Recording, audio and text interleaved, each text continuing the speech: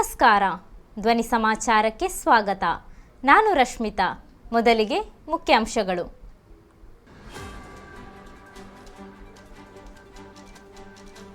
ವಿಶ್ವಸಂಸ್ಥೆ ಅಧಿಕಾರಿಗಳಿಗೆ ವೀಸಾ ನಿರಾಕರಿಸಿದ ಇಸ್ರೇಲ್. ಸಿಯಾಚಿನ್ನಲ್ಲಿ ಹುತಾತ್ಮನಾದ ಅಗ್ನಿವೀರನ ಕುಟುಂಬಕ್ಕೆ 10 ಲಕ್ಷ ಪರಿಹಾರ ಘೋಷಿಸಿದ ಮಹಾರಾಷ್ಟ್ರ ಸಿಎಂ. ಮಂಗಳೂರು ಅಕ್ಟೋಬರ್ 29ರಿಂದ ವಿಮಾನಗಳ ಹಾರಾಟದಲ್ಲಿ ಏರಿಕೆ. ಕಾಸರಗೋಡು 78 ಲಕ್ಷ ಕುಟುಂಬಗಳಿಗೆ ಕುಡಿಯುವ ನೀರು ಒದಗಿಸುವುದು ಸರ್ಕಾರದ ಗುರಿ. ಲಂಚ ಪ್ರಕರಣ ಕೋರ್ಟಿಗೆ ಹಾಜರಾಗಿ ಜಾಮೀನು ಪಡೆದ ಕೆ ಸುರೇಂದ್ರನ್. ಮಂಜೇಶ್ವರ ಕುಟುಂಬದೊಂದಿಗೆ ಪುನರ್ಮಿಲನ ಕಂಡ ಮಾನಸಿಕ ಅಸ್ವಸ್ಥ ಮಹಿಳೆ. ಏಷ್ಯನ್ ಪ್ಯಾರಾಗೇಮ್ಸ್ ಮೂಡಿಗೆರೆಯ ಯುವತಿಗೆ ಚಿನ್ನ, ಗ್ರಾಮಸ್ಥರಿಂದ ಸಿಹಿ ಹಂಚಿ ಸಂಭ್ರಮ.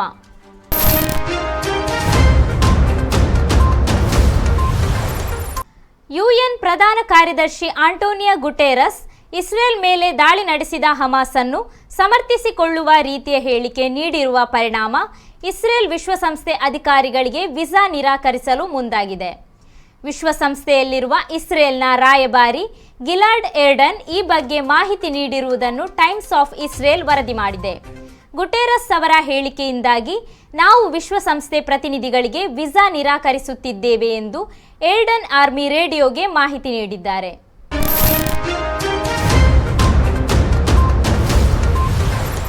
ಕಳೆದ ವಾರ ಸಿಯಾಚಿನ್ನಲ್ಲಿ ಕರ್ತವ್ಯದ ವೇಳೆ ಹುತಾತ್ಮನಾದ ಅಗ್ನಿವೀರ್ ಅಕ್ಷಯ್ ಲಕ್ಷ್ಮಣ್ ಗವಾಟೆ ಕುಟುಂಬಕ್ಕೆ ಮಹಾರಾಷ್ಟ್ರ ಮುಖ್ಯಮಂತ್ರಿ ಏಕನಾಥ್ ಶಿಂದೆ ಅವರು 10 ಲಕ್ಷ ರೂಪಾಯಿ ನೆರವು ಘೋಷಿಸಿದ್ದಾರೆ.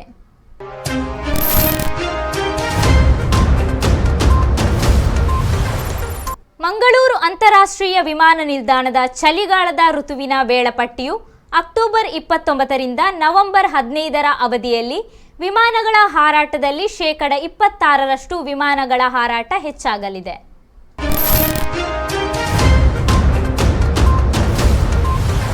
ಆಟೋ ಚಾಲಕನನ್ನು ಹಿಂಬಾಲಿಸಿ ಯುವಕರ ತಂಡವೊಂದು ಹಲ್ಲೆ ನಡೆಸಿದ ಘಟನೆ ವಿಟ್ಲ ಸಾಲೆತ್ತೂರು ರಸ್ತೆ ಕಡಂಬು ಎಂಬಲ್ಲಿ ನಡೆದಿದೆ. ವಿಟ್ಲ ಠಾಣಾ ವ್ಯಾಪ್ತಿಯಲ್ಲಿ ಮಾದಕ ದ್ರವ್ಯ ಪ್ರಕರಣ ಸೇರಿದಂತೆ ಇನ್ನಿತರ ಅಪರಾಧ ಕೃತ್ಯಗಳಲ್ಲಿ ಗುರುತಿಸಿಕೊಂಡಿದ್ದ ಸಾಲೆತ್ತೂರು ಮೆದು ಸಿದ್ದಿಕ್ ಎಂಬಾತ ಆಟೋ ಚಲಾಯಿಸಿಕೊಂಡು ಬರುತ್ತಿದ್ದ ವೇಳೆ ಬೆನ್ನಟ್ಟಿ ಬಂದ ತಂಡವೊಂದು ಆಟೋ ತಡೆದು ಚಾಲಕ ಸಿದ್ದಿಕ್ ಮೇಲೆ ಹಲ್ಲೆ ನಡೆಸಿ ಆಟೋವನ್ನು ಜಖಂಗೊಳಿಸಿದ್ದಾರೆ. ಬಳಿಕ ಸಿದ್ದಿಕ್ ಎಂಬಾತನನ್ನು ಪೊಲೀಸ್ ವಶಕ್ಕೆ ನೀಡಿದ್ದಾರೆ.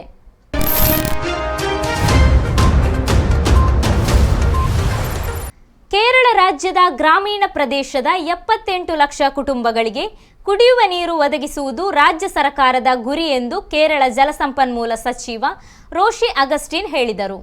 ಅವರು ಕಾಸರಗೋಡು ನಗರಸಭಾ ಹಾಗೂ ಚೆಮ್ನಾಡ್ ಗ್ರಾಮ ಪಂಚಾಯತ್ ವ್ಯಾಪ್ತಿಗೆ ಕಿಫ್ಬಿ ಯೋಜನೆಯಡಿ ಜಾರಿಗೊಳಿಸುವ ಕುಡಿಯುವ ನೀರಿನ ಯೋಜನೆಯ ಶುದ್ಧೀಕರಣ ಘಟಕ ಉದ್ಘಾಟಿಸಿ ಮಾತನಾಡಿದರು. ಕೇರಳದಲ್ಲಿ ವರ್ಷ ಕಳೆದಂತೆ ಅಂತರ್ಜಲ ಮಟ್ಟ ಕುಸಿಯುತ್ತಿದೆ. ಜಲಜೀವನ್ ಯೋಜನೆಯಡಿ ಎಲ್ಲರಿಗೂ ಕುಡಿಯುವ ನೀರು ತಲುಪಿಸುವ ನಿಟ್ಟಿನಲ್ಲಿ ಕೇರಳ ರಾಜ್ಯ ಉತ್ತಮ ಸಾಧನೆ ಮಾಡಿದೆ. ಸರ್ಕಾರ ಅಧಿಕಾರಕ್ಕೆ ಬರುವ ಮೊದಲು 17 ಲಕ್ಷ ಕುಟುಂಬಗಳಿಗೆ ಕುಡಿಯುವ ನೀರಿನ ಸೌಲಭ್ಯ ಕಲ್ಪಿಸಲಾಗಿತ್ತು. ಆದರೆ ಈಗ 38 ಲಕ್ಷ ಮನೆಗಳಿಗೆ ಕುಡಿಯುವ ನೀರು ಒದಗಿಸಲು ಸಾಧ್ಯವಾಗಿದೆ. ಮುಂದಿನ 2 ವರ್ಷಗಳಲ್ಲಿ ಈ ಗುರಿಯನ್ನು 78 ಲಕ್ಷ ಹೆಚ್ಚಿಸಲಾಗುವುದೆಂದು ಹೇಳಿದರು.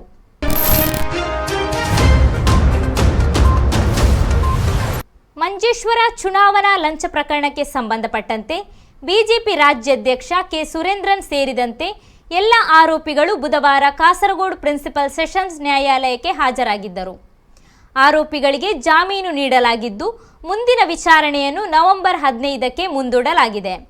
ಯುವ ಮೋರ್ಚಾ ರಾಜ್ಯ ಕೋಶಾಧಿಕಾರಿ ಸುನಿಲ್ ನಾಯ್ಕ್, ಬಿಜೆಪಿ ಮಾಜಿ ಜಿಲ್ಲಾಧ್ಯಕ್ಷ ಬಾಲಕೃಷ್ಣ ಶೆಟ್ಟಿ, ಸುರೇಶ್ ನಾಯ್ಕ್, ಮಣಿಕಂಠ ರೈ, ಲೋಕೇಶ್ ನೋಂಡೋ ಇತರರು ಈ ಪ್ರಕರಣದ ಪ್ರಮುಖ ಆರೋಪಿಗಳಾಗಿದ್ದಾರೆ. ಈ ಹಿಂದೆ 3 ಬಾರಿ ನ್ಯಾಯಾಲಯ ಹಾಜರಾಗಲು ನೋಟಿಸ್ ನೀಡಿತ್ತು. ಆದರೆ ಆರೋಪಿಗಳು ಹಾಜರಾಗಿರಲಿಲ್ಲ. ಈ ಬಗ್ಗೆ ನ್ಯಾಯಾಲಯದ ಆದೇಶದಂತೆ ಪೊಲೀಸರು ಪ್ರಕರಣ ದಾಖಲಿಸಿಕೊಂಡಿದ್ದರು.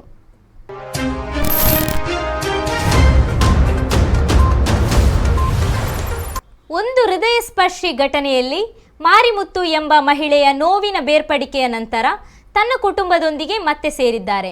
ಅಕ್ಟೋಬರ್ 14ರಂದು ಮಾರಿಮುತ್ತು ಎಂಬ ಸುಮಾರು 47 ವರ್ಷ ಪ್ರಾಯದ ಮಹಿಳೆಯನ್ನು ಕಾಸರಗೋಡಿನ ಪಿಂಕ್ ಪೊಲೀಸರು ಕಾಸರಗೋಡು ಸರ್ಕಾರಿ ಬಸ್ ನಿಲ್ದಾಣದ ಬಳಿಯಿಂದ ರಕ್ಷಿಸಿ ಮಂಜೇಶ್ವರ ಸ್ನೇಹಾಲಯ ಮಾನಸಿಕ ಅಸ್ವಸ್ಥರ ಪುನರ್ವಸತಿ ಕೇಂದ್ರಕ್ಕೆ ದಾಖಲಿಸಿದ್ದರು.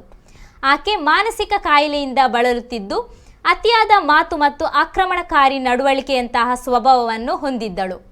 ಸ್ನೇಹಾಲಯ ಸಿಬ್ಬಂದಿಯ ನಿರಂತರ ಬದ್ಧತೆ ಮತ್ತು ಸಮಾಲೋಚನೆಗಳಿಂದ ಮತ್ತು ಸಕ್ರಿಯ ಪಾಲ್ಗೊಳ್ಳುವಿಕೆಯ ಪರಿಣಾಮವಾಗಿ ಮಾರಿಮುತ್ತು ಸ್ಥಿತಿಯು ಸ್ಥಿರವಾಗಿ ಸುಧಾರಿಸಿತು. ಅಂತಿಮವಾಗಿ ಆಕೆ ತನ್ನ ಕುಟುಂಬದ ಬಗ್ಗೆ ವಿವರಗಳನ್ನು ಹಂಚಿಕೊಳ್ಳಲು ಸಾಧ್ಯವಾಯಿತು.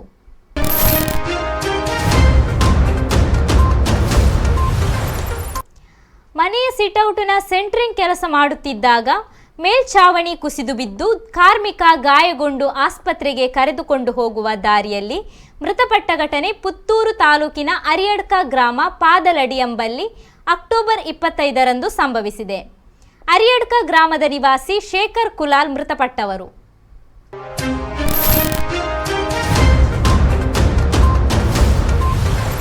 ಕಾಸರಗೋಡಿನ ಚೆರ್ಕಳಪೇಟೆಯಲ್ಲಿ ಸ್ಕೂಟರ್ನಲ್ಲಿ ಬಂದು ಕರ್ನಾಟಕ ನಿರ್ಮಿತ ಮದ್ಯ ಮಾರಾಟ ಮಾಡಿದ ಆರೋಪದಂತೆ ಕಾಸರಗೋಡು ಅಬಕಾರಿ ಸರ್ಕಲ್ ಕಚೇರಿಯ ಪ್ರಿವೆಂಟಿವ್ ಆಫೀಸರ್ ಮೊಹಮ್ಮದ್ ಕಬೀರರ ನೇತೃತ್ವದ ತಂಡ ಶಹಾನ್ ಎಂಬಾತನನ್ನು ಬಂಧಿಸಿದ್ದಾರೆ.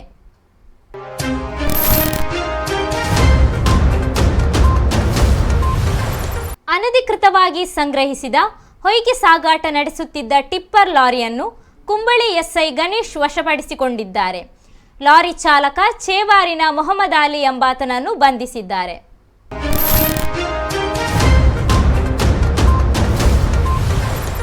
ಕುಂಬಳೆ ಅನಧಿಕೃತವಾಗಿ ಮದ್ಯ ಮಾರಾಟಗೆಯುತ್ತಿದ್ದಾತನನ್ನು ಅಬಕಾರಿ ಸೆರೆ ಹಿಡಿದಿದ್ದು, ಈ ವೇಳೆ ಆರೋಪಿ ಹಾಗೂ ಆತನ ಸ್ನೇಹಿತ ಸೇರಿ ಅಧಿಕಾರಿಗಳ ಮೇಲೆ ಆಕ್ರಮಿಸುವ ಘಟನೆ ಕಯ್ಯಾರು ಬಳಿಯ ಪೆರ್ಮುದೆಯಲ್ಲಿ ನಡೆದಿದೆ.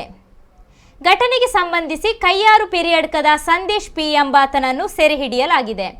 ಈತನ ಸ್ನೇಹಿತ ಕಯ್ಯಾರಿನ ಕಿರಣ್ ಕುಮಾರ್ ಎಂಬಾತ ಪರಾರಿಯಾಗಿದ್ದಾನೆ.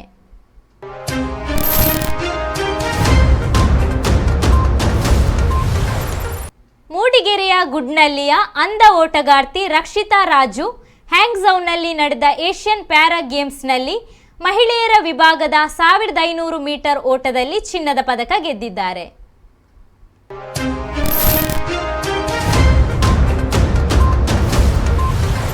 ಕಾಯಕವೇ ಕೈಲಾಸ ಅನ್ನುವ ಮಾತಿದೆ. ಆದರೆ ಕೆಲವೊಂದು ಬಾರಿ ಬಡತನ, ಹಸಿವು ಇವೆಲ್ಲ ಮನುಷ್ಯನ ಮೇಲೆ ಬಲವಾಗಿ ಒತ್ತಡವಾದರೆ ಇದ್ದುದರಲ್ಲಿ ಸಮಾಧಾನಪಟ್ಟು ಬದುಕುವ ದಾರಿಯನ್ನು ಹಿಡಿಯಬೇಕಾಗುತ್ತದೆ. ಅತ್ಯಂತ ಕಡುಬಡತನದ ನಡುವೆ ತುತ್ತು ಅನ್ನಕ್ಕಾಗಿ ದುಡಿಯುವ ಹಿರಿಯರೊಬ್ಬರ ವಿಡಿಯೋ ಇಂದಿನ ವೈರಲ್ ಸೆಗ್ಮೆಂಟಲ್ಲಿ. ಇದರೊಂದಿಗೆ ಇಂದಿನ ಸಮಾಚಾರವನ್ನು ಮುಕ್ತಾಯಗೊಳಿಸುತ್ತಿದ್ದೇನೆ. ನಿರಂತರ ಸುದ್ದಿಗಾಗಿ ವೀಕ್ಷಿಸಿ ನಿಮ್ಮ ಧ್ವನಿ ಮೀಡಿಯಾ.